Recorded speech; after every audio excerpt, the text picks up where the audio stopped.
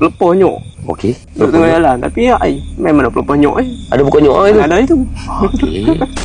Lepas tu ketiga ni orang kata relax dalam pos kan. Dah tak nak staff pun. Member seorang duk jaga bahagian CCTV. Okey. Situ kami ada pos kan. Ada CCTV jaga situ. Okey. Lepas tu kami duduk tengok set apa kan. Lepas tu member yang jaga CCTV dia kata, "Oi, dia panggil kan. Hang tengok kenapa yang kat CCTV ni kan."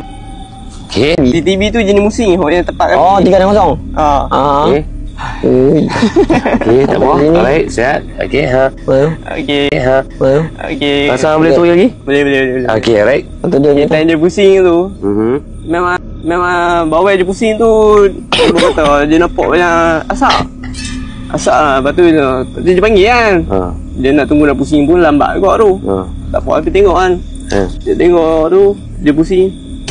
Yang ni lah. Okey. Okey. Tepat tu, depan dia duduk tu, nampak putih lah. Dia nampak macam nak kata kereta hantu lah. Memang nampak bang. Memang nampak jelas kan tu. Nampak putih. Okey, putih. Acok. Macam petenok lah. Langsung Dia nampak kembang lah. Ada nampak rambut apa semua. Nampak umur. Nampak dia duduk atas tu.